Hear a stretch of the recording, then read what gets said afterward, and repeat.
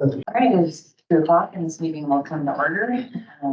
First order of business is the roll call, and it looks like everybody is here.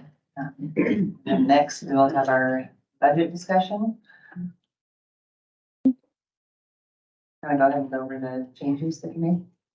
Can I read the, okay, I had just promised last time that, we've been receiving a lot of board correspondence. So this was as of 9:30 this morning, there were quite a few more that came in, and I can mention those on Thursday, but since Tuesday, July 13th, the board has received 21 emails through the website from community residents referencing the library budget. Out of those, 17 were positive or in favor of a small tax increase to support the library. 3 did not, and 1 email was neutral.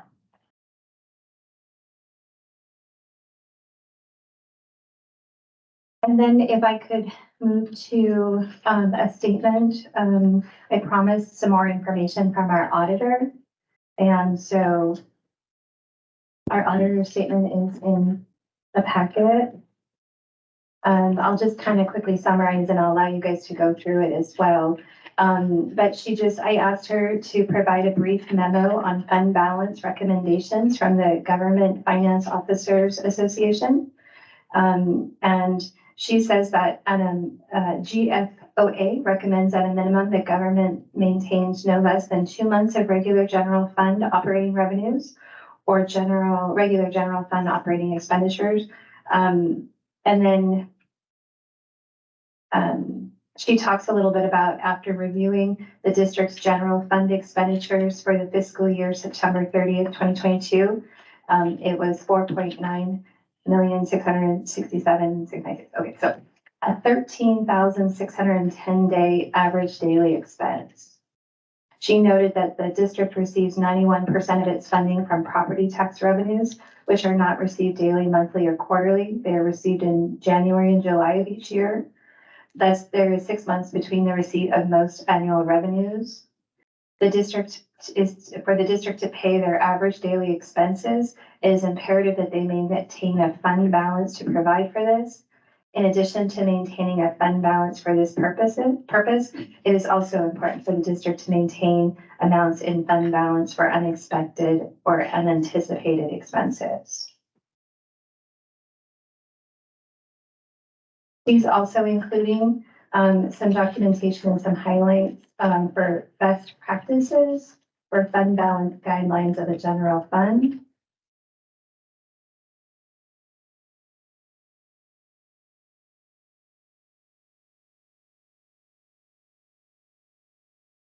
Alexa, were you going to look at the actual bank statements to see? We do have some documentation from the audit for next. Is everybody done reading the?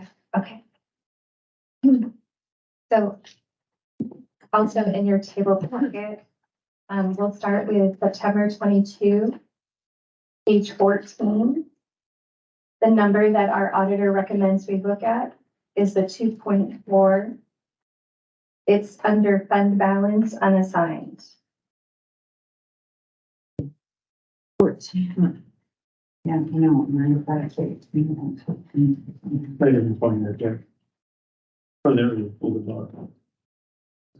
I guess 14.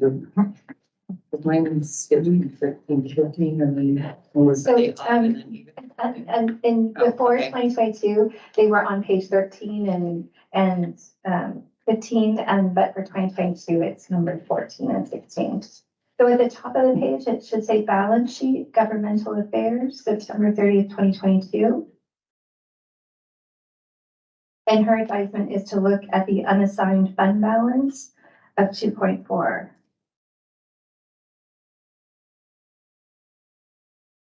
So is the unassigned fund balance basically what we always call carry forward? Because there are several fund balances here. Yes. So what she explained to me is that essentially it's our cash, but anything that we cannot spend on operating. So sometimes we have gifts and grants that have restrictions. Sometimes the board has assigned money for capital expenditure. And so the amount that is unassigned would be able to be used for operating expenses or daily operations and emergency or unplanned unexpected expenses. So based on her statement, she lists, the daily expenditures. If we have a minimum of a 2-month fund balance, it would be $816,600. A 4-month balance would be $1,633,000, and a 6-month would be $2.4 million. So I think we had talked primarily in the past about maintaining a 4-month balance, and that would be 1.633. And then we would need additional funds for emergencies and unexpected or unplanned items. And so in 2022. I'm sorry, can you repeat that last sentence? So for 4 months, it would be $1,633,000. Whatever you That think. is 4 months of the daily. Uh-huh. And then we also need to budget or plan for unexpected items. And she cites that in her statement too. It's maintaining a balance for unexpected and unanticipated expenses. And so for 2022, the unassigned amount was $2.4 million. For 2021, it was $2.4 million. And these are all in your packet. For 2020, it was $2,035,284. And then in 2019, it was $1,727,170. And I know there had been some mention at some point about going from 3 months to 4 months and some stuff, but I see in 2019 there was a difference. I included in your packet page 16, and this is where she is basing, it's page 15 or 16, depending on the year. This is where she is basing her statement of us needing $13,610 for average daily expenses.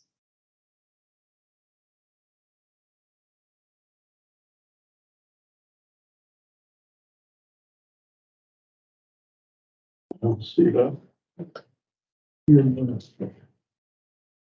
You don't have page 16 or 15? So she based it on the 2022, since that's our most current year.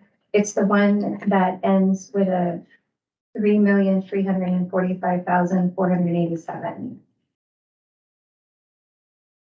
So based on that, she's stating that our average daily expense is $13,610.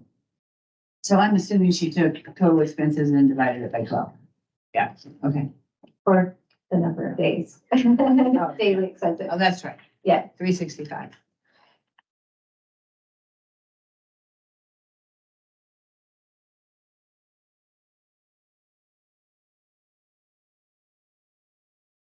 So this is still confusing.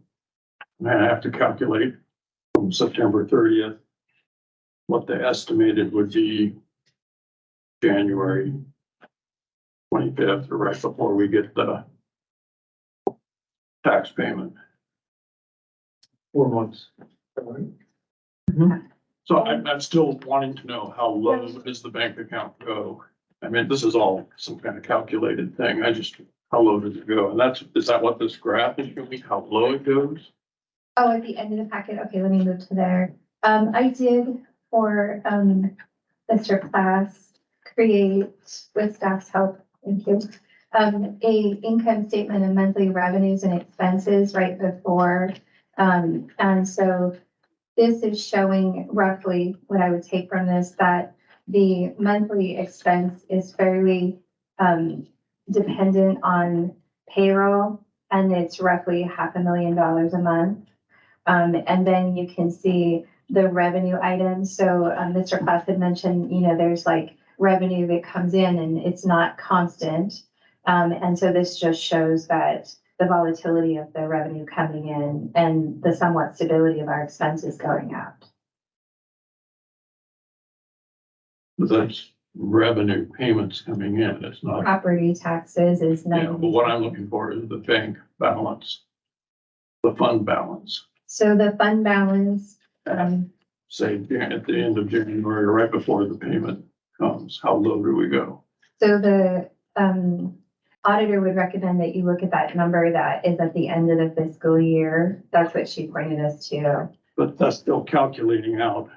I would still have to calculate 13,000, whatever the daily is, the number of days, and subtract that from the balance.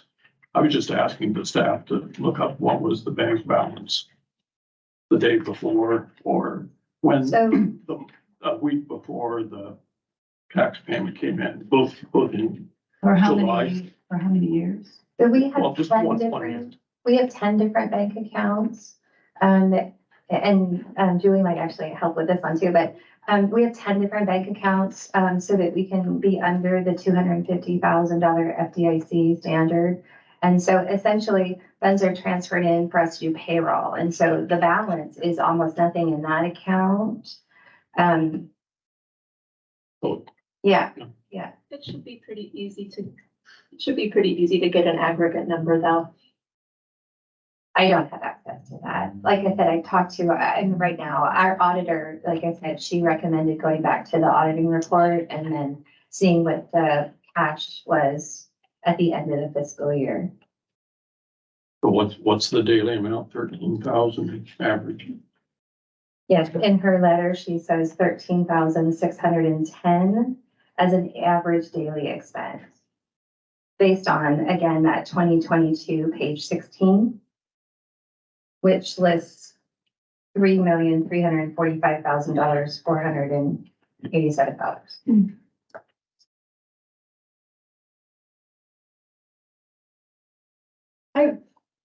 I want to be 100% clear on the 4 months and the 6 months. And okay, so I know that 4 months is what is left after the payment comes in. Right? No? So, I mean, my understanding is that October 1st, we need to make sure that we can pay for October, November, December, part of January. Okay, right, that's what I mean. So That's if you the take 4 that months. so I'm gonna speak. Let me just finish this real quick. Okay. Because that's 4 months that we have to have the money to pay for those 4 months. And in addition, there's 2 months reserve. Is that correct? So that's the total of 6 months. The reserve would be to cover emergencies or unplanned. I know, but what I'm saying is the calculation would be 2 months worth of reserves. So on top of the 4 months, that's 6 months. Is that what, I see you shaking your head. So is that what you're understanding? That's my understanding. Hey, Mike, let me go.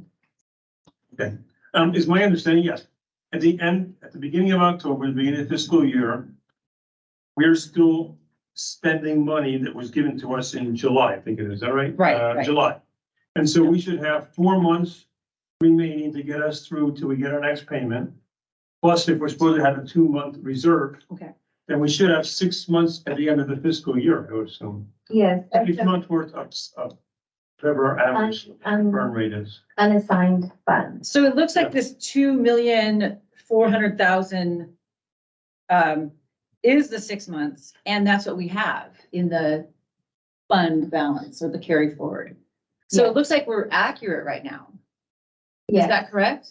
Based on the auditor statement, it came to $2,449,800. And we currently had $2,411, or, that Right. 22411,339. So we actually don't necessarily have extra in the fund carry forward that we could take out.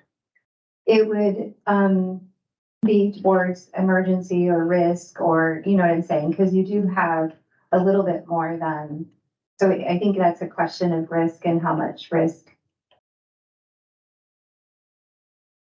Okay, so you've got 123 days to January, through the end of January, times 13,610 daily.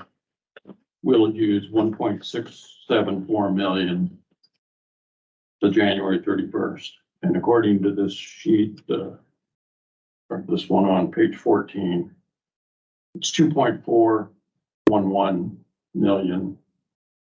So we've got 737,000 extra at the end of January, right when the payment comes in. But the bank account should never, the total of the bank account should never go lower than 737,000. And the guidelines, I think she's saying here, is 2 months of operating expense at least, which would be $1 million. So if anything, we're under $1 million of minimum right before the payments come in. So I think we could take 50,000 out, but I think it was 1 month to 2 month recommended. We certainly wouldn't want to go below at 500,000. That won't be 1 month. Because I don't have the total of the bank accounts, I have to calculate the average. This from is there. the total, but it's just that it's on September 30th, the end of the fiscal Right, year. but that's the middle of my slope, not the bottom. I'm trying to find out the bottom. So I just calculated 737,000 is the lowest we should go, which is lower than I thought. I thought from everything I had heard, I thought that was the slush fund. There was over $1 million in there. So we don't have over $1 million, but No, I we think don't, it we is. wouldn't want over $1 million because that's 2 months operating expenses. And I think she just said that in the accounting letter there. But everybody, they're totally confusing me. It's very simple. Just look how low does it go and how much reserve do we have when it goes its minimum. And this September 30th is just confusing everybody. Yeah, I would say if it was easily available, it would be nice to see 2 to 3 years of what was our balance in December in the last 3 years and July in the last 3 years. That's the month preceding our getting a tax payment, I guess. And so that would tell us pretty much what our low is. And just going by, I'm not saying it's bad, but going by the October balance, which was, that's what was looked at for the audit. What if there was a giant bill that was just paid or it's going to be paid the next week? It's hard to see where would our balance be. So I just think it would be more, it would be easier to understand that because the month before we get paid, we'll say by the county, is when our balance should probably be lowest. In fact, we should be pretty darn close to the 2 month reserve at that point. And so I think it would be very telling. Again, only if it's reasonable as far as workload goes, but it may not be solved today or this week or for the budget cycle. How much was our balance for last 2 or 3 years in December? And what was our balance in June? Those should be our lowest balance because that's the month before we get paid by the county. So I fully understand what Tim's asking. I also understand now the 4 month thing that Katie was talking about. I didn't understand that she was talking in fiscal years. We're looking at the audit report. Okay, what do we need for October, November, December, and January? So I understand that too, because I was a little confused about yesterday. Thank you, Vanessa, too. Yep. So it is a little confusing. I agree. It should be looked at the week in July and the week in January, just before the payments come. Because I don't think we make payments out of our account only at the end of the month. So I would say instead of December, I would say, so if we get our tax payment in January 25th, then let's look January 15th or something. But I believe, at least for this year, it's 737,000. And that's lower than 2 months. I'm already lower than 2 months, so I don't want to go lower. I don't really want. There's no slush fund? I guess not, sorry. Stand corrected.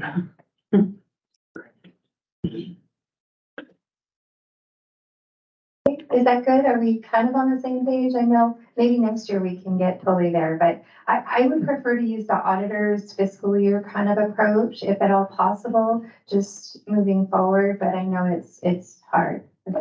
I think it's really important. It's difficult to get there. That's a weird thing. The reason that we get paid when we do is because that's when the county pays. The fiscal year is determined by law. It is not one we chose.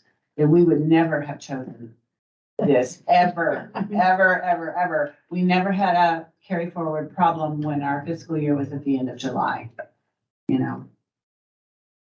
It's aligned with the federal schedule. Yeah. I'm not saying that's good. I'm just saying that their fiscal year is October 1st as well. So I think it's good if we start getting there. and not trying to, I mean, I think it's good if we all start throwing our heads around October 1 through September 30th, because that's really what we do.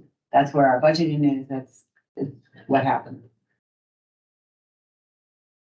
I did prepare another worksheet for you today. And this, I wasn't sure where we were gonna go, so it does have the E-rate modified in here, so I think it's like $95,000 that is reimbursed. So the current telecom and internet is lower than what is anticipated. What line is that? It is number 34 and 35. Yeah. I think, I guess there's a philosophical discussion about, it is my opinion that our budget workshop should be prepared as our best estimate of what the year is going to be. And, I did hear Katie's comment as well. And I tend to agree that we know we're gonna get E-rate. If we don't, then that could make us make a decision. But, so I did reduce those E-rate items, planning for, or expecting that we will likely receive that. E-rate applies to which? It's telecom and internet access, 34, 35. 34 and 35. So on previous versions, I think it was up to 144,000 is what's estimated. So if everybody is okay with that, that gives you a little bit more funds to review. This, I keep calling the blue column. So this is the staffing at the blue column level that was mentioned. It has the programming, the children's programming, the collection, all the items that we discussed for reduction yesterday. This is showing $196,000 at the end. The second column, and again, this does have the $100,000 from carry forward, and I'm kind of hearing now, but I didn't hear it back formally.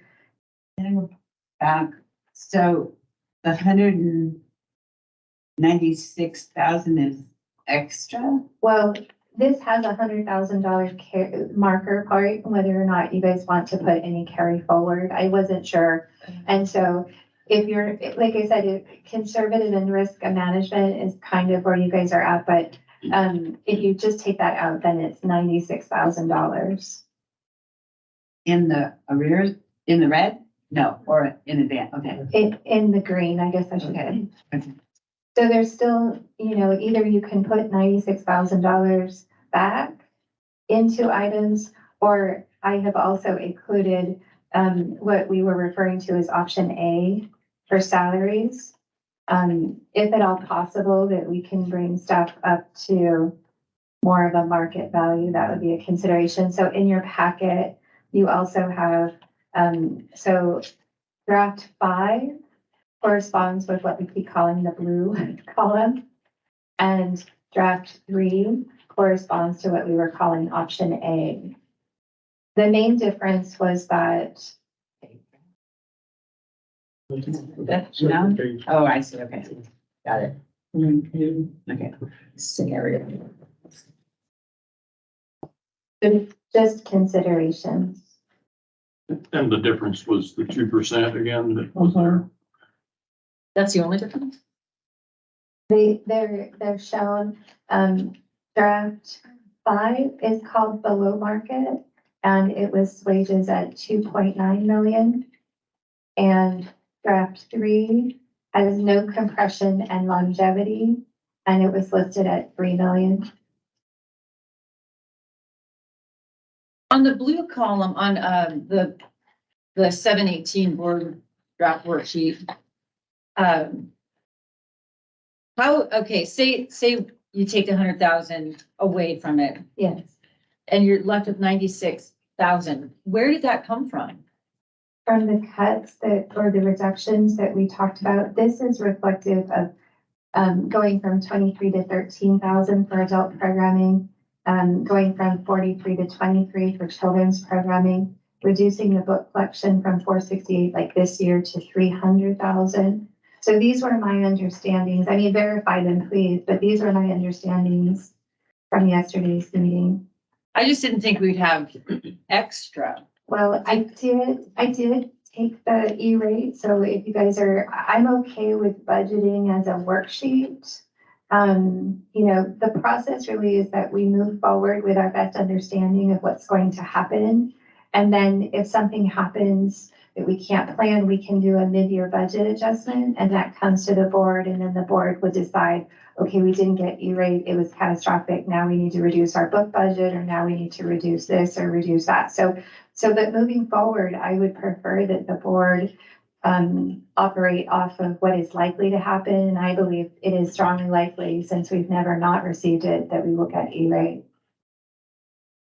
I forget what the E-rate was yesterday. I asked that question. How much? I think it's about 95,000. There's, if you look at a previous version of the budget, it does have it, and I can provide that for you. But I know that internet access had been estimated at 144,000 in an earlier budget, and so these line items were reduced to reflect E-rate. The internet, number 34, and number 35. Yeah, 94,000 is what I have written Yeah. down from Janelle the Yeah. first time we went through this, what E-rate is. And I thought I was pretty specific that the elections, let's visit 28, that would only go down to, or I mean, any E-rate would go back into that. I would like to see that 94,000 or 96 that we have left go right back to collections. It's still lower than the 468, but that would put it up closer to 400,000. So the way that Janelle was putting it on this is she just reduced the line items. So instead of anticipating 144,000, she's only anticipating like 66,000. So we received E-rate for both telecom and internet services, and it's like 4,000 and 90,000 in two chunks. And so the anticipated amount is just showing a reduction. But the extra 96,000 you're left with, to me, belongs right back in the 28. the That is elections. possible, that is I mean, possible. And like I said, never- and it would I never wanted reduce. that to go down particularly. Essentially, if you put 95,000 in the collection item and you don't take a carry forward, then your budget is essentially there. Okay, I don't see the 95 or 96, whatever it is, 1,000. I mean, because there's 88,000 and it goes to 66. So that's just 22,000. Well, and it's from a previous version. Let me give you a previous version. No, but where it's taken out. Because it's these two line items. Those two line items are much lower. These two were 144. Here, this is what they were. So it was already dropped from the 23. So So they- earlier, you received an item that had telecom line 35 at 144,000. Okay, And you had internet or access or number 34 at 23,880. So those are Janelle's estimated costs for this year. And instead of putting those in as a cost, we're taking it out, assuming that we're going to get E-rate. If we did not get E-rate, you could, again, go to your emergency or unanticipated expense line and use your fund.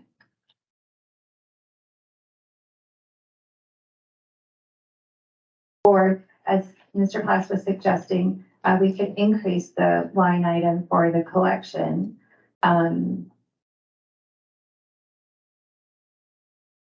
I'm not necessarily opposed to doing partially what Tim is suggesting, and maybe to reduce the impact we've made on the programs, maybe give them a little bit more back since we have potentially some extra money.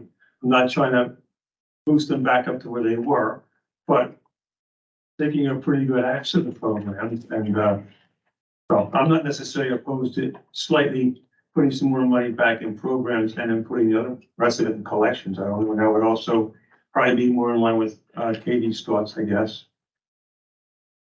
Yeah, I was gonna address that. we spent quite a bit of money and quite a bit of time on a strategic plan. A strategic plan, the budget really should reflect our strategic plan. And the very first goal on our strategic plan is deliver unique and responsive programs driven by community needs and interests. And that was reflective of a fairly extensive surveys that we did, and we hired a company who knew how to do surveys. So that's what came back from the public. And so for the public to have requested that, for us to put that in, and the strategic plan is in the packet that Alexa gave us, that I'm gonna find a notebook for. I just know I am. When the public has said to us, and I think over and over and over again, we've heard from people recently, when the public says, we want programs, and they aren't a huge percentage of our budget, and yet we are cutting them dramatically. And it's cutting that in the book budget. Once again, I'd like to say that people walk in the door expecting those things, and we are just annihilating them. So I would like to see us do anything we can, even look at the option A column with green, to be able to put more money into what people walk through the door to receive. You know, I have a copy of that survey at home. I didn't refresh myself. I read it about 5 months ago when I was involved in a campaign. And what I need to go or find out, unless you happen to know, Katie, was that survey done as a survey of library users, or was a survey made up from the population of the taxpayers as a whole? I don't know which one it was, but if it's only library users, that's kind of a inside view of what people want to spend their tax money on, as opposed to it being a survey of all the taxpayers in the county. So I don't know. I haven't looked at it in a long time. I don't know, because there's no way to know what the people who answered, whether they are library users or not. However, it was in the library, but it was put on social media sites. It was also went around to other social media sites. It was very well distributed. I don't have the list, but there was a long list of particularly online sites. So I suspect that the people who walked in the door and answered by hand were released. Does anybody have any idea? I can provide the board a copy of the survey, and I know it usually has in the beginning of the survey how they got their results. Yeah. But But it was not, I know we worked extremely hard to get it out to non-users. I've done personally a lot of surveys like that, and go to grocery stores and Yeah. go, so it typically is a community survey, but I haven't read the specific criteria, so I can send that to everybody. Right, because I'm very, very aware of the fact that the population that's targeted and provides the input on a survey is, very telling as to what the outcome is going to be. So make believe if it was only library users or people that walk in the door of the library, I'm guessing they would want everything increased across the board if they could. If you have the population as a whole, and including lots of people that don't use a library at all, they may say, we don't want to spend much money at all on the library. So I don't know. I'm speaking again out of knowledge as to what the population that was targeted for the survey, and who that included. The community was targeted. And it was under the advisement of this professional firm, so, but I will send it to everybody if that's okay. I do outline some possible options for restoring some of the funds. And I heard Mr. Plassen, his desire to put it back in the collection. I was recommending from 13,000 to 17,000. This is in that option A column. I put some changes in possibility with some of my thoughts. Moving the adult programs back a little bit, moving the children's programs back from 23 to 30. I also would maybe restore a little bit of the library equipment from 73 to 95. So those are just some considerations of where I thought the reductions could be softened. So unfortunately, in the green column, if we're not taking that 100,000, that whole thing's gonna have to change. But I think, doing as much as we can for the staff to get them up to market value will actually make next year's budgeting a little easier. And I know it's hard to predict, but if we are on a path of 0%, then I think if we could do some of that this year, that would be better. What about the book collection? Because I've never advocated dropping that. When I listed off 2 meetings ago, how I would get to, or at the end of the meeting, how I would get to 0. I didn't take anything out of that. That wasn't my recommendation, but do we have reason to believe we don't need to buy as many books this year? But I think the books that are in the library, if they're the right kind of books, we should be investing in the library. And I'm not looking to cut out these other programs completely. I'm just reducing it. Yes, maybe it did come out in this goals and strategies that at least the staff interpreted it in the survey that people want it, but we just can't do everything. And I think the book selection is the most important of those 3 or 4 things. And that's why I would look to do it. I ran on a campaign of the 3 R's of, and everybody that voted for me, and for the most part, they should have known that. But it was remove, restore, and restrain. And restrain, I made it really clear, was no more big tax increases. I'm basing it on who voted for me and the fact that I saw 14% increase in mine. Most people don't want to increase. There may be people writing in doing this, but I'd like to concentrate on the library collection within the walls of the library instead of some of these programs, maybe delay this a little bit.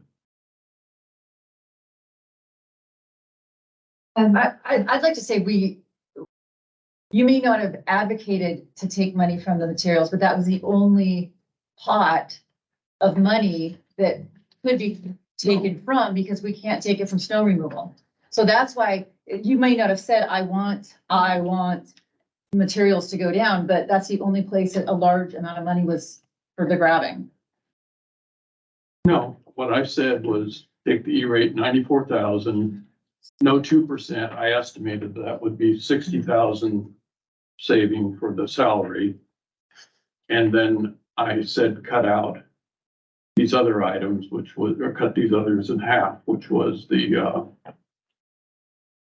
adult and the other children's programs. I said, cut those in half. And I came up to 0, just with those. I did say take the E-rate, but I didn't say anything about materials. So I think it'd be great if we looked at the green column and tried to recover or take away 100,000 and see if that can balance out. Is anybody else in that camp? What do you mean take away? Well, because it's balanced at the end, only because the $100,000 that we're not evidently taking out of carry forward. So we need to pare off 100,000. And so in that green column, the book budget went up to 411. Right. So if you really do maintain 300, you have 111,000. Is that right? Or you could go to 311,000. Yeah, exactly. So you could balance the option A by making the book budget 311. And that would help with bringing staff more up to speed, Yes. which would be incredible. And looking at that option A and the equipment line that you adjusted to 95, why did that go above the 7.6 draft that had it at So what we're doing now is 105, and yesterday I mentioned that I would recommend only a $10,000 reduction in that line. And 7.6 was, That was, so last week, we had a conversation, and so yesterday's presentation showed Janelle and Lindsay's draft with like 30-something, 40,000 taken out of it. And that's what this is reflecting, the 73. And my preference would be to make only a $10,000 reduction.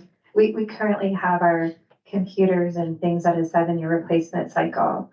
And so, it would make it an 8+ year cycle for certain. one of the things that I hear in terms of the director, willing to negotiate on a book budget, but holding firm on library equipment, is that library equipment is in big danger. That's what it sounds like. I mean, from what you said yesterday, and that if we don't have appropriate library equipment, I mean, there are a few places in life where computers were made in heaven for, and a library is one. And it is that, and that's the kind of thing you're talking about. Is that correct? I'm fiscally conservative, I'll say that, and I like to stay within the budget that the board gives me. And so if that line item were reduced $40,000, it would be much more difficult for us to operate within it. The odds of us going over that because of an emergency or an unplanned or unexpected breakdown, computers break, you know, things like that, keywords use. Our computers especially and our equipment, we're in a public setting. It's not like your living room at home. It's more like an emergency room, or it's more like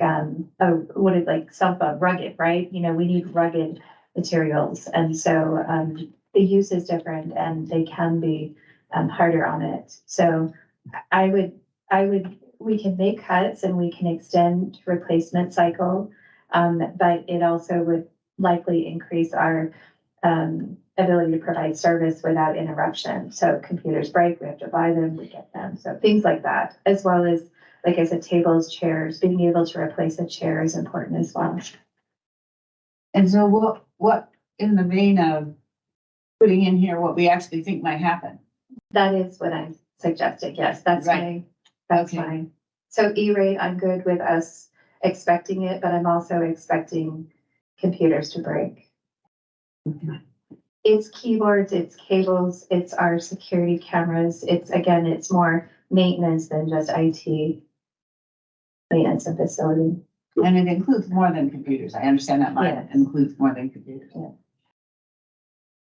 So to me, it's this first column with the blue is balanced with 96,289 left. So where do we want to put 96,000? If you want to put it to salaries and not collections, if you want to put it, I mean, that's all you have to work with. And if you want to put some of it back into equipment, I don't have a feel for how we can justify going from 800 or 468,000 materials down to 300,000. But maybe there haven't been a lot of books published this year. I don't know. But it's 96,000. What are we going to do with that? Or where are we going to put it back? And we can talk more about staffing and stuff, but you know, for this year, you know, our budget was 2.7 for staffing, and then even with column B, it's 2.9. And so with 0% increase in tax, you know, we're having to take that out of somewhere. And again, the largest line item that we have is our collection. I find it, I'll just say personally as a librarian, I find it excruciatingly painful. I'm not going to deny that, but our budget is, I talked about that before, about some strategies for bringing in more income, reducing expenses over time. And so I definitely have goals moving forward, but based today on what we have, that's the largest available line item. if additional revenues were brought in, we could perhaps purchase books. This, they have the organizations, the groups that, Friends of the Library type groups, donations, that, people that want to make sure that certain programs don't disappear, that they want to make a voluntary contribution to support. Is that something we could publicize? And currently, just so it's clear, the grants are about $20,000. The Seal and Friends grant about $15,000, and the Postball Friends grant about $10,000. There are additional grants that we could perhaps apply for, and I talked about that as maybe a grant position and a grant writer that could target some of those items.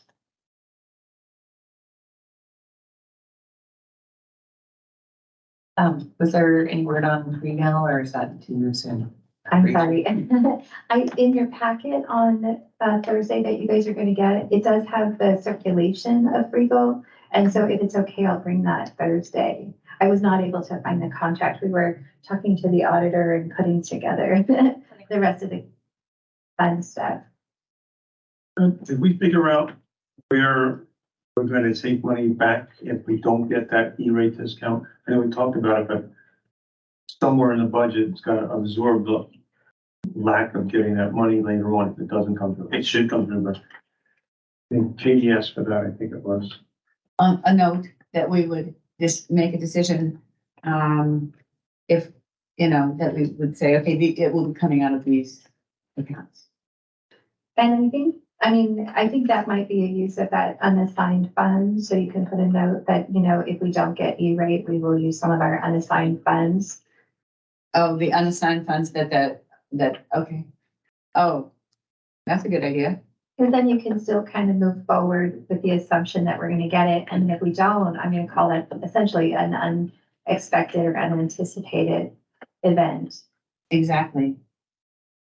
And that unassigned funds is carried forward, right? Yes. We need to, I would like if we could all agree on what we're gonna call that. I don't care what we call it, but I think it's important that we all are on the same verbiage. I think it's technically referred to as a carry forward fund. I think I saw that in some statute or Okay. somewhere. Is that I okay? don't know for Everybody sure. I calls it think I that? saw that. Yeah. The, Okay. The accountant will call it a fund balance. She can do that when she's here. But we need to remember that. Yeah. So but there are actually several fund balances, and so Yeah, so carry forward. carry forward identifies that fund balance. But we can't really do that without dipping below 737,000. So now you just found 94,000 in this fund, but we were saying we don't want to go into that. Well, for 1 year. Well, that's our cushion of 1.5 months. When do we use the cushion? Never. I mean, the cushion is there to be used if we have an unexpected expense, which actually E-rate would be, that the argument, oh, we don't want to use it because it would go too low, then when do we ever use it? Why do we have it if we're never using it? What if there's a recession and a third of the taxpayers are late in paying their taxes? Also, they're gonna have to pay them, but maybe they'll come a month late, I don't know. Well, And if they haven't.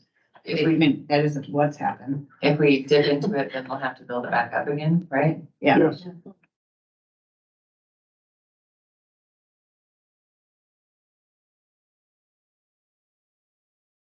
Okay, so what column are we looking at? Boy, if we could look at the green column, and that would, the staff has taken some huge hits this year. And that brings us up, it doesn't bring us up to where we should be, but boy, it shows a good faith effort on the board's part. And, I would really like to do that. I think the staff is feeling pretty low at this point in time. But they're slated to get a 10 to 10.5% increase. That should make everybody happy. They understand very clearly how far behind we are. I know they do. Well, you got 96,000 in column, in the blue column, 96,000 if Extra. extra at this point, by not taking the 100,000 out of the fund. So where do we want to put the 96,000? If you want to go put it in salary, that's one thing. I don't want to. I want to put it back into the programs, the books. Well, in column, in the green column, it does just that. It goes into salary and materials. But there's 100,000 missing out of it that we can't take. Right, right, And you can't see it here because it's scattered. right. But the materials would have to go down to 3,000 or 311,000. It would have to. I mean, in my mind, it would have to. And then everything else would stay the same. The employees get up to where they're supposed to be last year, I guess. And the materials is higher than 300,000, right? 11,000. 11,000. I wanted it back up to 400,000. Well, then we It was. could look at taking 1 to 2 or 3%. If that's what you really want. No, Okay. Investment in staff is investment in the whole system. It is absolutely true. And if we could at all think about that, I think that that would go a long way to helping the library be able better to serve the community. It concerns me that we are not, it concerns me that we're not showing that to staff. Tara, what say you? Well, if we can finagle it, I would like to go with option A. I don't want to be another year behind next year. And, catch up. It's not much, but I would still suggest that we could, take the library of things down to 2,000 and add that to the collections. It is It's already down. Or, take it down to 0. It's at 2,000 right now.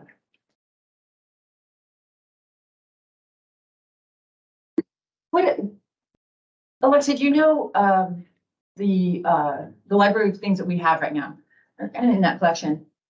Are they things that, wear out and have to be like gotten rid of on a regular basis? Or, I mean, like, wait a minute, is there a chainsaw? You asked about a chainsaw. Is there a chainsaw here? Do we have a chainsaw? I apologize, I don't really know. You say about the it. air fryer, I suppose the air fryer, right? I heard there were baking pans or something, I didn't really, Want us to answer? Hmm? I don't have cheese. no chainsaw. Oh, that's right, you don't chainsaw. I didn't know No we one did will be not. harmed, no So, chains either. if the 2,000 went somewhere else this year and we decided to bring it back next year, would the Library of Things collection be enough right now to sustain people that want to try whatever's in the collection? I mean, we could move, the library of things into the just general collection, and purchase books with it and, look at other donations and grants and things like that for any of those materials in that budget. I wouldn't be opposed to that if that's something that's important, moving that into materials. I'm not opposed to that. How popular is the Library of Things? Do we know? I do, but I didn't bring that with me. I can send some information for the next meeting. I know we're just meeting Thursday, so I can send the survey for the strategic plan and then more information on that. And we're already going to talk about Freegal as well. So like I said, Freegal is another consideration. And maybe just as a philosophy, if I find like Freegal or other items, we could put those back into the print collection. So just trying to build back as much as we can.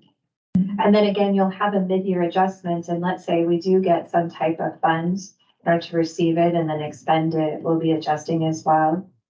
So, we can just, as a practice, any chance we can put money back into the book collection, we will.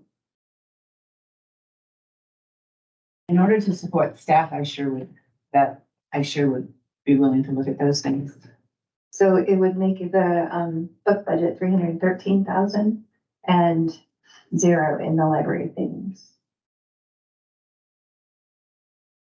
Is everybody? Is anybody against that? No, I think it was Vanessa that brought up the library of things the other day. It is an interesting service for a library. I know we always focus on crock pots. I think they have a drone. There's ukuleles. I'm not sure if these items were donated or purchased, but if the ukulele wears out, I don't think we should buy a new one.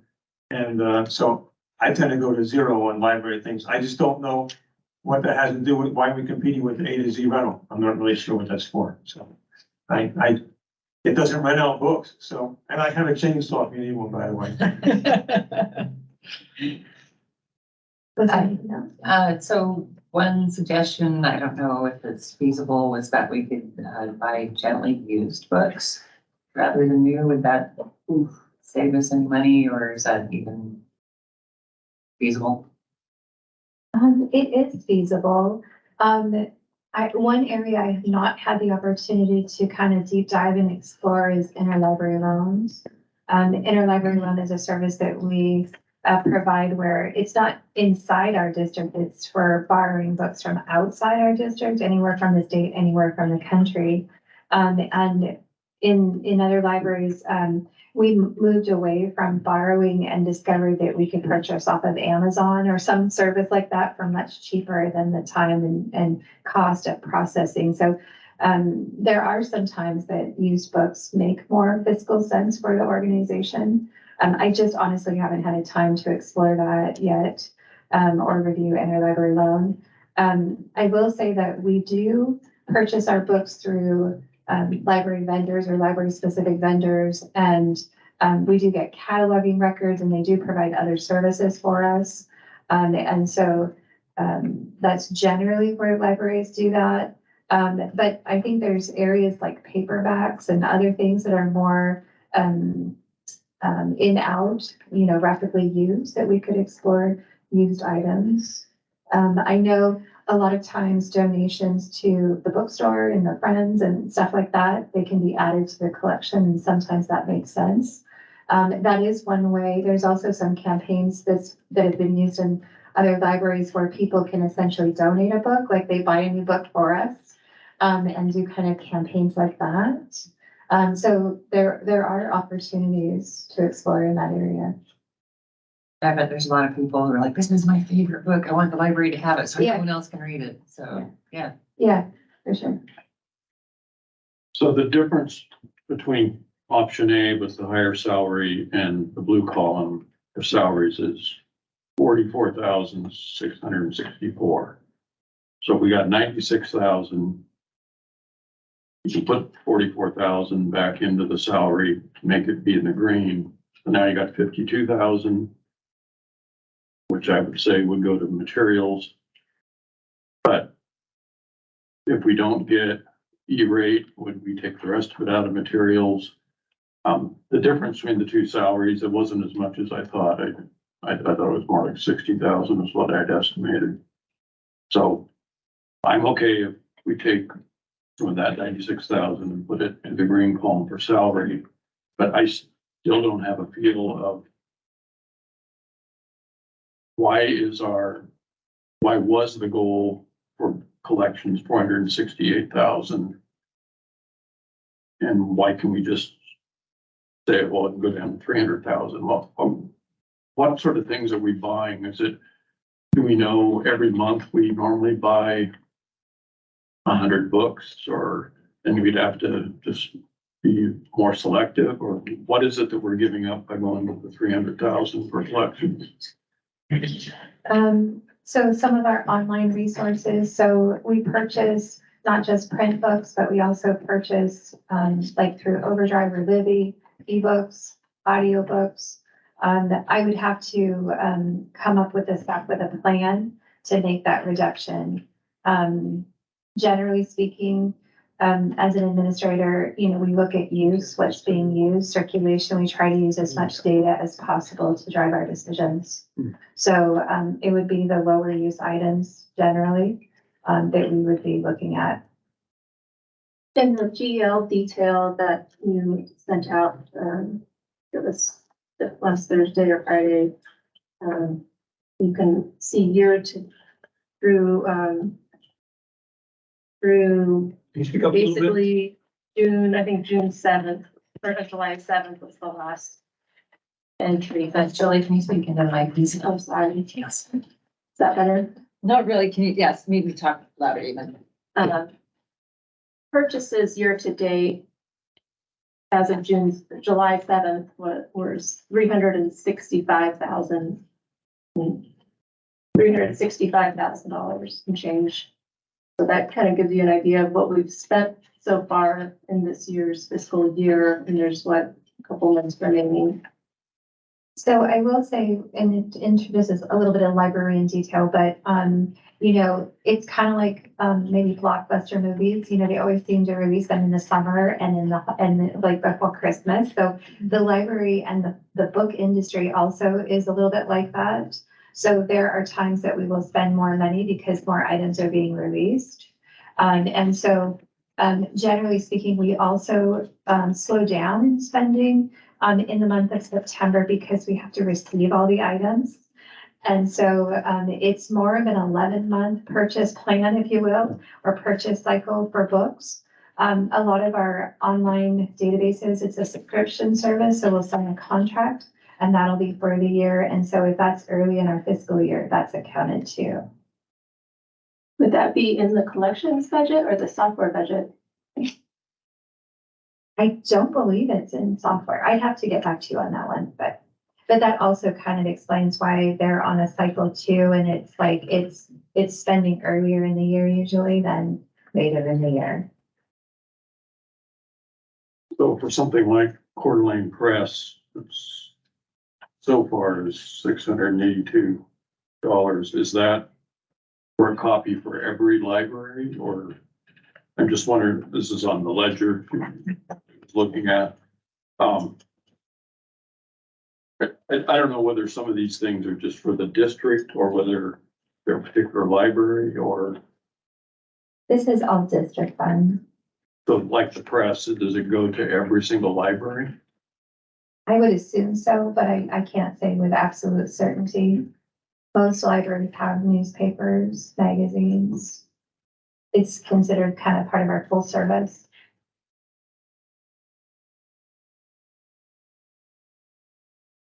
We have, historically, the book collection goes up and down based upon what the line item goes up and down based upon what's going on in the library.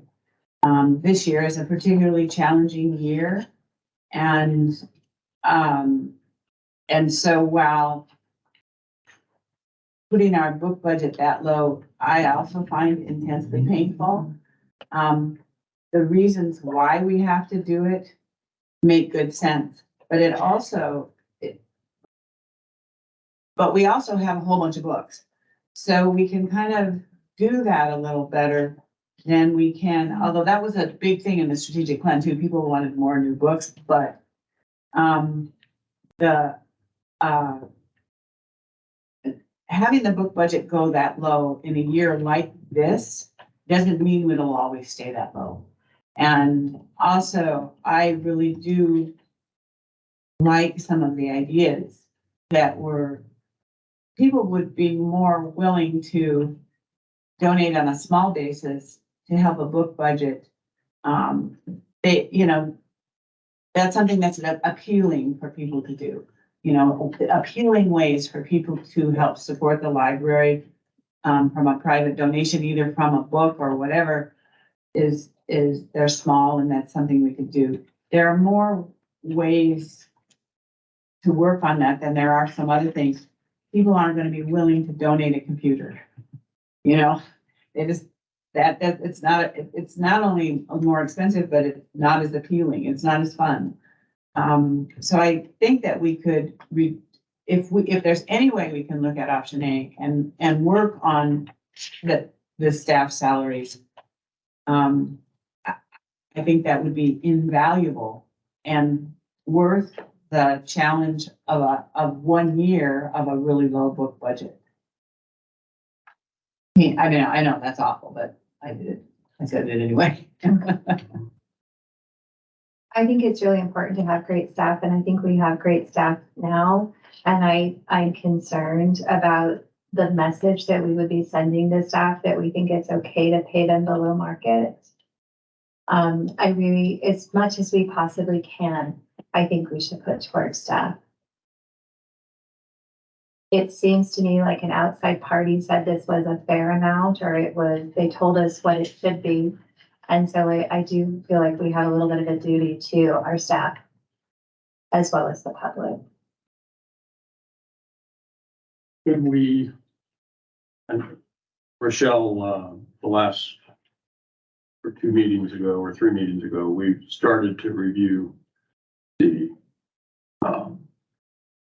materials selection policy. We want to make some change. Could we just put a hold on buying anything until that's addressed? Or is there too much in the works? And if we put a hold on it for a month or 2 months, would that make up some of this difference? Or is there ongoing expenses now that we could just stop for 2 months in materials? So generally speaking, the way that librarians select is 2-part. One is like what I was mentioning about bestsellers. A lot of people want bestsellers, mainly like adult fiction or items like that. And so those we have basically on standing order where they come to us automatically. So we know that if Grisham writes a book, or, we're going to get 3 copies of it, or 1 for each branch, or things like that. So it's part programmed for efficiency for staff. And then part of it is more individualized selection. I think the public enjoys all of our new book displays. And so I would be a little bit concerned if it was more than 2 or 3 weeks of a pause, that would impact our service as people know it. I mentioned, sometimes book purchasing is seasonal. And so it's not, we do a little bit of a curtailment in September so that we can receive everything in that fiscal year. But it's generally never more than 2 or 3 weeks as a practice. And again, it's mainly because we don't want the public to be impacted negatively by it. If that makes sense. There's a lot of demand. So when a new book comes out, they get it on overdrive. They want it immediately. I call it the Costco effect, right? Someone goes to Costco and sees it and wants to read it, and they come to the library and they expect us to have it. That's essentially the standard that we're able to provide right now. And so it would reduce our standard of service. Well, if we put a hold on it, effective now, it wouldn't be affecting this budget anyway, because this is starting beginning of October. Mhm. So we wouldn't really help anything with the budget. I was just trying to see if we could combine the two. So the books are already selected for us and the number, or can we choose like We 2 rather than 3? Yes, we choose. One of the changes in our industry, I mentioned the sort of shelf ready where they process them for us. Now more librarians are actually working for the companies that provide the books. And so they have librarians that put together lists of like popular things or what the publishers are saying may be interesting and popular. There's a lot of things like New York Times bestsellers. So they're essentially helping us curate. And so they'll send us a list and then we adjust it. We want more, we don't want any, right? And it's all based on our preference and our community. So, and we can tailor it anytime. It's just, we call it like a selection aid or assistance for efficiency. So, and they do that for nonfiction, fiction, children's, everything. And it's very helpful. And so just, those are usually items that we keep going because we always want to have the bestseller, things like that.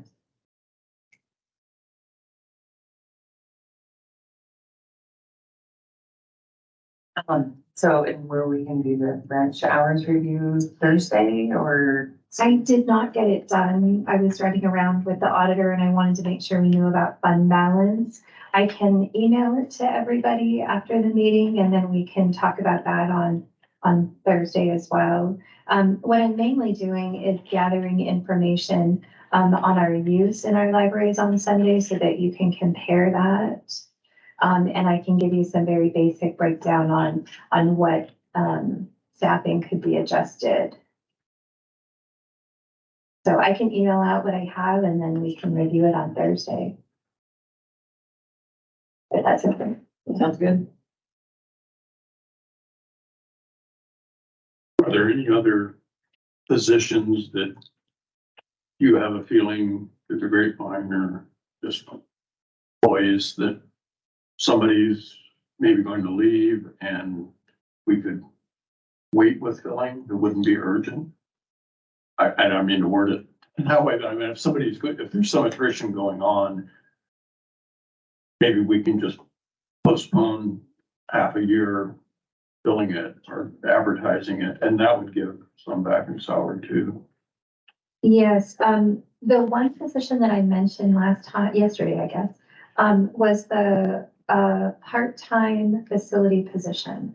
And that is about 20 something hours a week, 24 hours a week, and it is with some retirement benefit.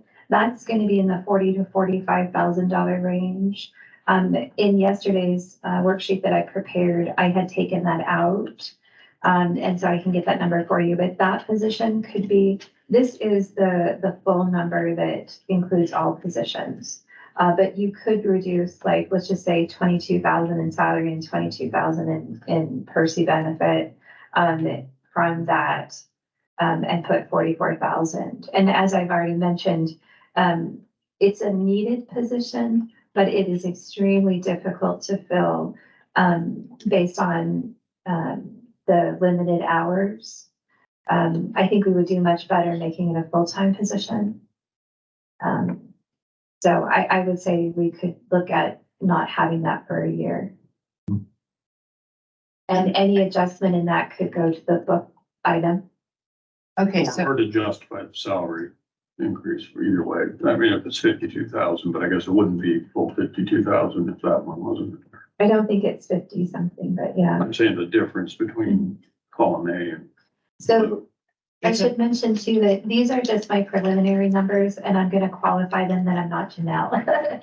And this was Janelle's worksheet, so I would feel more confident if it had been my worksheet and everything was plugging through, but this is Janelle's formula and worksheet. So she will be bringing us the final numbers to our meeting on the 25th. Where is our meeting agenda? I think it's the 25th. Yeah, on the 25th, you will have your final numbers from the county. We may have final numbers about or know about E-rate on every little bit of information. And so, but what Janelle and I can do, if you guys agree, is that anything that we can kind of get to or reduce or make anything, it can just go back into the book line item to raise that, if that's sort of everybody's philosophy. Is everybody okay with maybe eliminating that one position that's currently vacant and taking that out of the worksheet? the part-time, Part-time facility, I'm okay. And you're looking to fill it full-time next year. that would be my Yeah, that's- goal. That's, it works. Well, is it gonna make the two guys in facilities Yeah. wanna quit because they have no I hope? think they already do. They don't have it now. They don't have it now, and, so the consequence might be having to hire contract services. And like I said, I think, I have a strong background in facility maintenance, and I think we need to review that whole, structure. At some point, what we're outsourcing, what we're doing in-house, and where we need to have, the skills and the control. And so I'd like a little bit longer conversation with our facility manager on that, but yes, I don't think we're going to be able to fill it with what we're looking for. And so I would, if there was a position, that would be the one that I would recommend. It's currently vacant, so there's less impact on any individual. I think to Tom's point about, making sure you have the best caliber staff that you can. I think that wage is a little low as well. So I don't want to scare you, but you may see it come back full time at a little bit higher pay.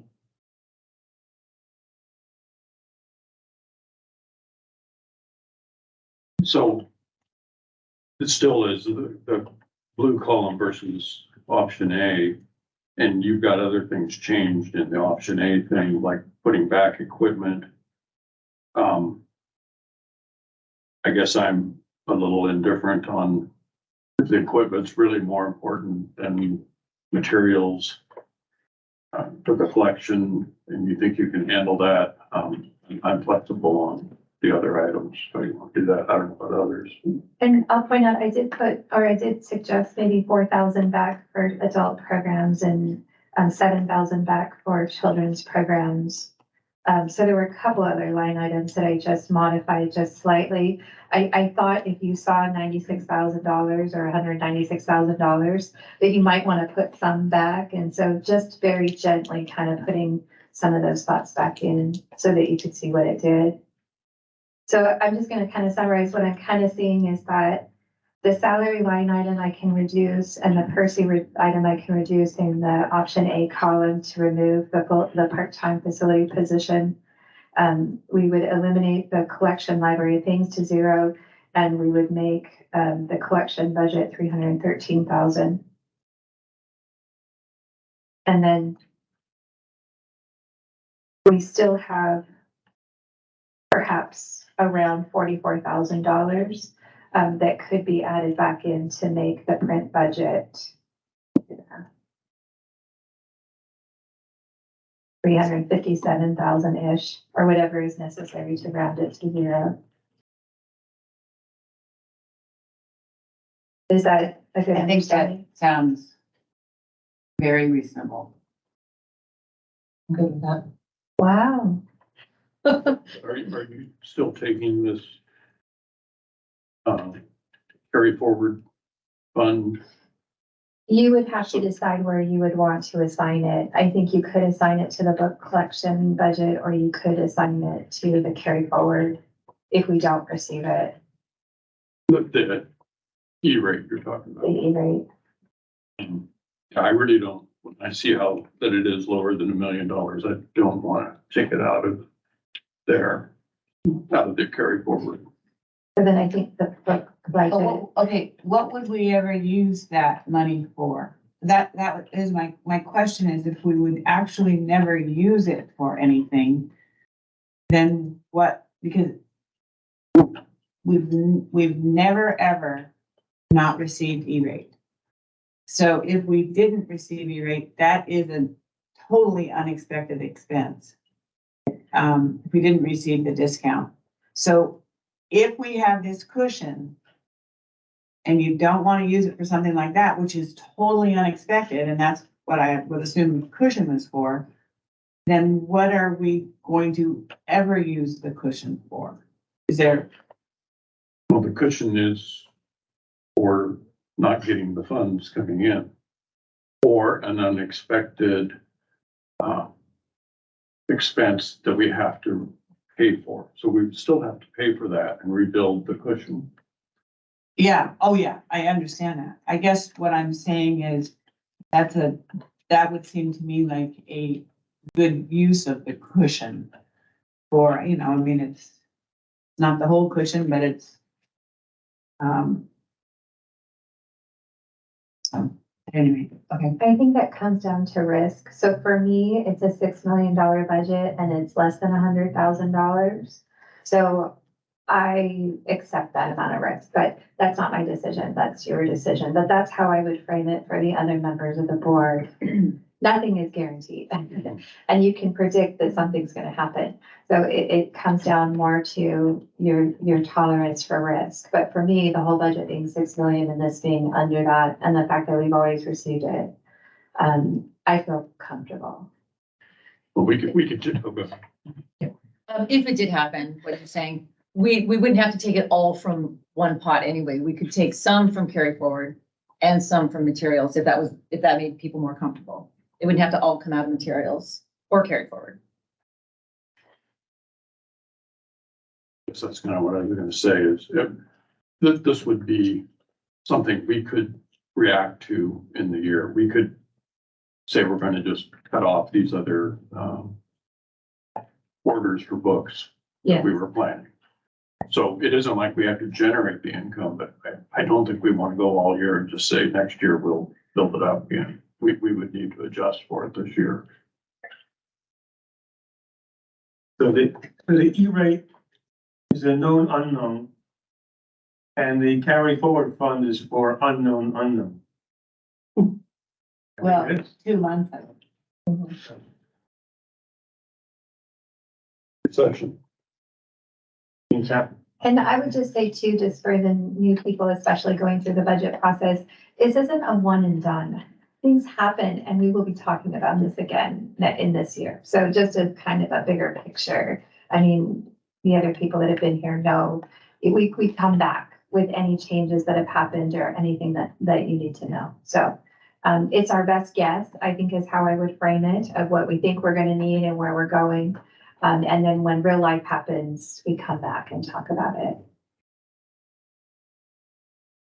Okay, so when we have a budget set, when we get finished this process, and then things happen in the course of the year, can we make at these board meetings adjustments to the budget? I'm assuming that within it, but we just can't increase tax rate. I understand that. So that's, but at what point do we need to go back and have a budget? I think it's called when you Reopen. Amended. a budget amendment. What constitutes a budget amendment meeting when you have to have that?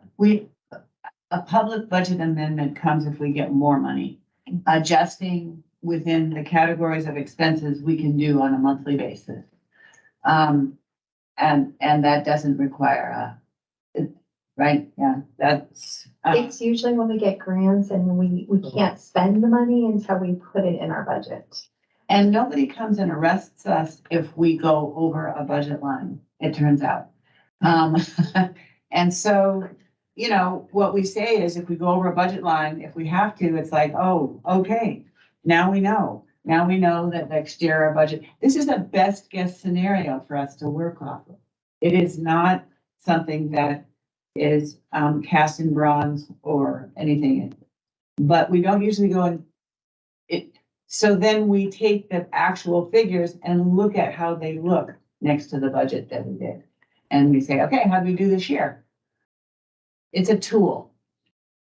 And I would say that the parameters on it is that, you know, you want to, all the funds that you receive, you want to expend that year. That's generally our goal. And so kind of to your point, we have the big pot of money and that needs to be nearly zero at the end of the year. Again, the line items matter less. It's that final end of the year, you know, expenditure that everything has been expended. I'm gonna touch on that just a little bit because we can only carry forward money in 2 ways. For operational expenses, like our carry forward, and we can carry it forward for repairs and maintenance of our buildings, not new buildings, not new, but just repairs and maintenance, and we put that into our CARF fund. And if that CARF fund, if we ever want to take money out of that CARF fund, the money has to be used for repairs and maintenance. But the legislature has really limited us in how we can use our tax money. And they expect us to bring it all the way down. They expect us to use our tax money for those 6 months for services to the public, not to put it away, you know, for a rainy day. It's to be, and I think that's a little different than we might do with our own personal budgeting. On a little bit different topic, when she comes back next week with the final version. I've got a pet peeve when during the campaign, I was confused and I looked at the previous year's budget and this year's budget, and they said they took 0%, but I see in our case, it goes up 100,000. That's line item 1. How can you claim it's 0% increase and it's higher? I would like to do like NIC does, have a second line between property taxes and bond levy that says property taxes hyphen growth. And that would say 100,000. Now for your calculations, you can say property taxes are going to be 496 last year plus the growth, but call out the growth as a line item like NIC does to stop people like me from getting confused. Taxpayers that say, wait, you guys are saying 0%, you just increased it. It's confusing to taxpayers. All it takes is a line item, just growth, property tax growth. If she could add that, that would satisfy me. I'll ask our auditor too. I think it'll be fine, but I'll ask our auditor. I can make sure with Janelle and the auditor, and I'm good. NIC does it. So. Yeah. Maybe call it 1B so that from year So to that year the to year, numbers- it looks the same, and the lines are the same. I like that. That's the Yeah. librarian in me with the like, oh, I like that. Okay, I'll make sure it's all acceptable, but I think that's a great idea. It'll be interesting to track growth over years too. So, right? Yeah. All right, well, man, did we do good? Are we almost done early then? I don't want to jinx anything, but I think we got a lot done today. I know, I think we got a lot done today. So anything else? Like I said, I'll still bring some information that we can look at for open hours and staffing. Next Thursday, I'll send some out just to give you some data. I'll bring legal information. What else did I say I was gonna do? Anything else that you were expecting? Thank you for the manuals you emailed us, by the way. That was very helpful. Not a budget item, but thank you for you. I didn't know those. I knew there were manuals out there somewhere, but thank you. And they're at Policy. Policies. policy manuals. I'm sorry, yes. I'm still reviewing, so we have a staff page and it has some policies, so I'm still reviewing. I'm not gonna say it's 100% exhaustive. That is what I can find, and I'm still finding things. So as soon as we get them, I'll put them on the website. Happy to.